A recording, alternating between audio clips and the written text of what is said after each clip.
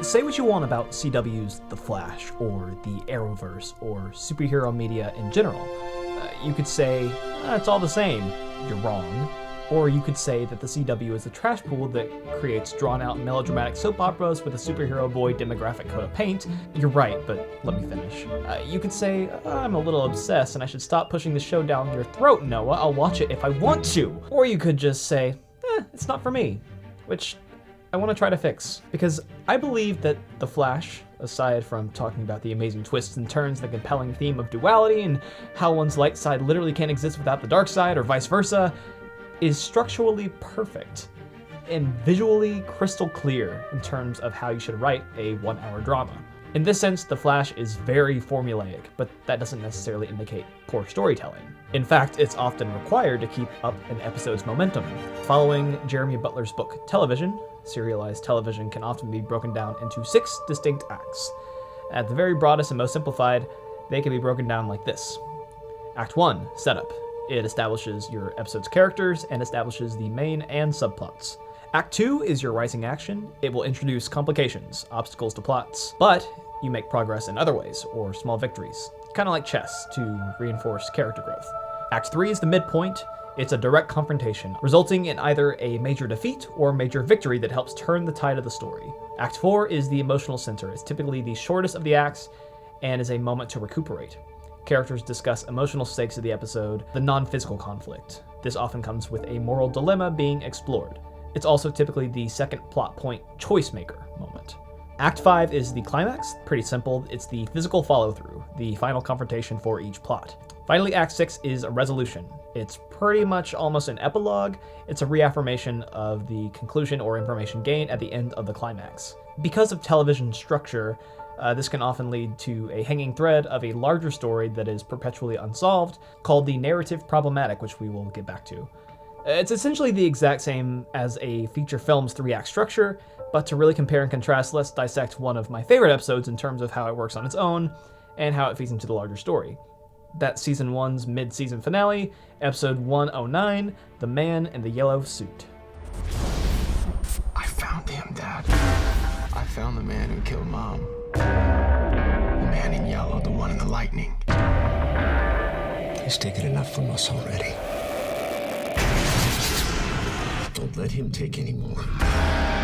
Catch me. This man stabbed my mother through the heart. It is your destiny to lose to me, Flash. This is my fight.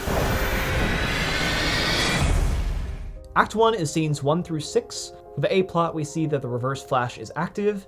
B plot shows that Caitlin sees Ronnie alive for the first time since his parents' death. In the C plot, Barry struggles with his feelings for Iris. And D plot, Eddie makes a passing comment about his distrust of the Flash. These are our starting points. Let's see how they develop. In Act 2, scenes 7 through 13, in the A plot, Barry learns that Reverse Flash is active, and Team Flash starts to build a trap. In the B plot, Caitlin confirms what she saw and asks Cisco for help. In the C plot, Iris asks Barry about his crush, and he denies it. D plot, Eddie pins the Reverse Flash's activity on the Flash. Act 3 is the midpoint, scenes 14 through 17. In the A plot, Barry fights Reverse Flash and loses, and Team Flash obtains the lure, the tachyon enhancer.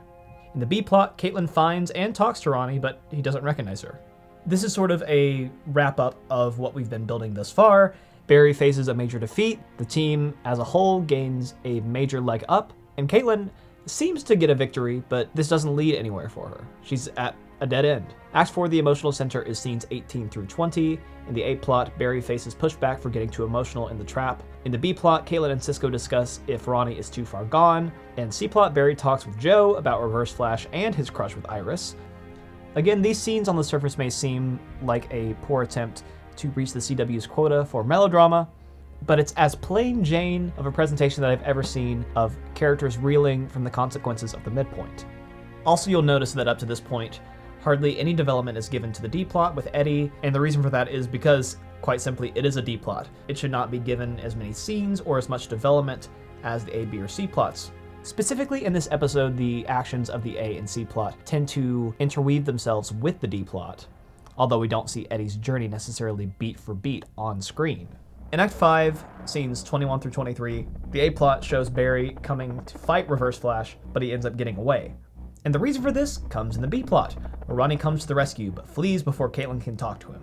In the C plot, earlier on, Barry confesses his love for Iris, but is flatly rejected. D plot, the Flash's intervention helps save Eddie's life, although this doesn't bode as well for Barry outside of the cowl. See how these plots are now interconnecting and mingling thematically, and we see characters and paths cross. They'll ping off each other into different directions, or they will often merge and create new and interesting outcomes than we had initially been setting up. In Act 6, we wrap up with scenes 24 through 28. In the A plot, Dr. Wells reveals himself as the Reverse Flash, and we show that he has succeeded in obtaining the tachyon device, although we do not know exactly what his intentions are with it just yet. We can tell that this is a major victory on his end. Meanwhile, Cisco confesses to Joe at a Christmas party that he believes that there were two speedsters the night of Nora's murder. There is nothing for the B plot here, as the resolution came at the end of the climax, with Ronnie flying off. We see, only for a brief moment, Caitlin recuperating at the West household. In the C plot, Barry accepts that Iris is moving in with Eddie, and her rejecting of him. Meanwhile, in D plot, Eddie learns from Joe to trust the Flash. As one thing starts going well in Barry's life, another thing starts to go way downhill, creating some great irony and allowing for a constantly shifting narrative. Zooming out to the larger perspective on television and serialized storytelling, this episode is the midpoint of the season. That means that it should act as a major turning point in our interweaving story arcs. The narrative problematic, or rather the motivating question driving the story that never gets answered, here evolves from a simple, will Barry hone his skills and beat his main villain, and therefore gain the ability to better maneuver his personal life, i.e. talk to Iris, etc., into a more complex, will Barry be able to overcome the threat of inevitable failure? All because of this single line delivered at the midpoint act of the midpoint episode of the midpoint season. It is your destiny to lose to me, Flash, just as it was your mother's destiny to die that night. It's like clockwork. To examine our protagonist and our antagonist in tandem is to do explicitly what the show is preaching. One cannot exist without the other. Spoiler alert halfway into the video, but the entire show is built from an alternate timeline that Eobard Thawne, the Reverse Flash, created once he traveled back in time, and, well, let's allow the brilliant Tom Cavanaugh to say it best. What if you were to suffer a tragedy? What if you were to suffer something so horrible, so traumatic that your child self could never recover? Then you would not become the Flash, and so I stabbed your mother in the heart. And I was free, finally able to return to a future without the Flash, only to realize that in traveling back, I lost my way home, lost my ability to harness the Speed Force, and without it, I was stuck here, stranded in this time, unable to return to my own, and the only way back was the Flash. But the Flash was gone, and so I created him. In order for Barry to continue to exist in the world that he's been living, he had to let his antagonist win. He can't erase Thawne from existence without creating a paradox that spawns a horrible wormhole that'll destroy the world anyway. Barry faces a midpoint defeat, while Thawne earns a victory, obtaining the tachyon device, because Barry can't do anything otherwise. The reason right now being that he's physically unable to stop him. But when the threat of the main villain inevitably steps back for a few episodes, the threat should always still be there, always making an impact on characters' decisions and emotions in any given episode. A great example can be found in episode 116, Rogue Time. Coming right off another one of my favorite episodes where Wells kills Cisco, Barry reveals his identity to Iris and kisses her, then proceeds to erase all of that by accidentally traveling back in time. Side note, episode 15 of every season is always phenomenal at ramping up the dramatic tension or introducing an element that completely changes the narrative direction, and it's always entertaining to watch. For example, in season 2, the standalone episode where Barry fights King Shark ends with the revelation of Zoom's identity, and season 3 has Wally get sucked into the Speed Force, freeing Savitar among a myriad of other things. Go watch those episodes to study consequences and complications.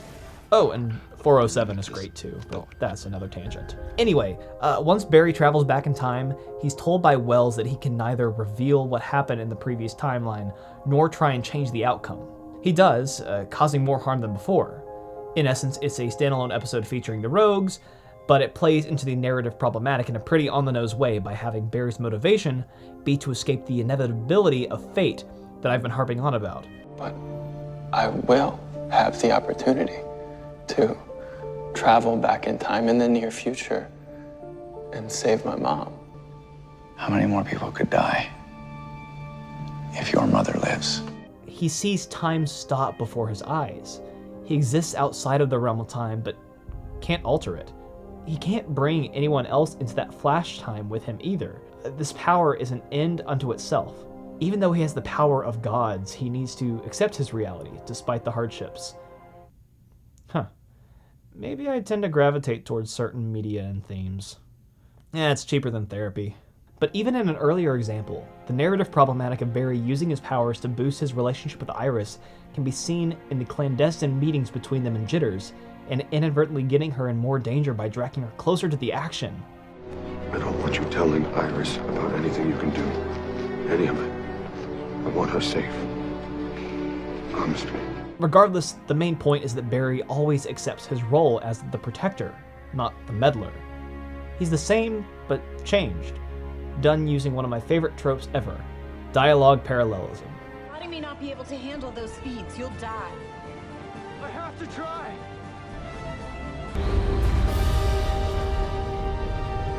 I have to try.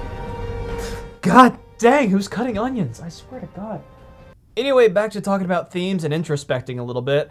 When I see people talking about how the Marvel movie should be viewed as one giant TV show, they're right. Without retreading too much ground from my in-game video, linked in the iCard above, we get to study these characters as they go throughout these different films, and we get to dig deep into their central flaws, where all their actions stem from. They may overcome aspects of their flaws, that's just character growth, but the narrative problematic is always rooted in character. That's how you keep your characters interesting. Barry Allen works in the same way. As we approach the current Crisis on Infinite Earths crossover, a good chunk of the latest season has been dedicated to Barry once again facing the inevitability of his fate. That future newspaper has been hanging over his head since the first season, and First it felt like a guide. Like proof that things were heading in the right direction. Then it became a sword hanging over my head. yeah, couldn't have said it better myself. The payoff for this was recently seen in the two-parter Crisis lead-in, 607 and 608, The Last Temptation of Barry Allen, in which Barry is infected by Bloodwork and has a mental battle for control with the physical embodiment of the Speed Force, the source of his power. You decided to change my life, my family's life, my entire future. This was done to me. All my pain, all my suffering has been because of you. Because you would rather I be the Flash than have anything that I want. You're not my mom. You're the reason I buried her. We get a peek behind the curtain at all the pain he suppresses, and when he's redeemed, we see what he truly has given up, and will continue to give up to be the hero of Central City and, soon, the multiverse. This structure relying on purposeful callbacks carries across all the core Arrowverse shows, and plays into why I'm so excited for this Crisis, just how I was for the last real crossover, Crisis on Earth X. No character's arc was ignored, or paused to go on this fun side adventure. No, every character's personal journey was further explored, put in contrast with each other, but analyzing all that could take up another 2 videos, so I'll just go ahead and move on. Also, I really can't wait to see the new version of this shot in the climax episode. This was 100 times better than Justice League. Oh my god, what I do to have an in-game Portals moment bringing back Wally West, both Firestorms from some other Earths, Jesse Quick, other non-Flash characters. It's gonna happen. There's 2 more episodes. Don't tell me it's not gonna happen. I pegged this at whatever date it is right now. It's going to happen. Greg Berlanti, you can do no wrong. Come on. Work your freaking magic and bring back the Hawks. Okay, enough fanboying. To quote Robert McKee, true character is revealed in the choice a human being makes under pressure. The greater the pressure, the deeper the revelation, the truer the choice to the character's essential nature. A good narrative problematic can act as both an efficient storytelling device as well as a metaphor for your own personal demons that you can't ever get away from. Intertwining berries into the plot of the show always puts it at the forefront of the story, making my viewing experience often something that's cathartic, impactful, and full of growth and acceptance. So what if it's a little soapy?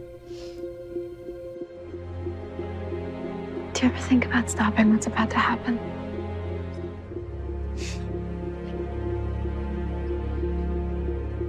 Every day.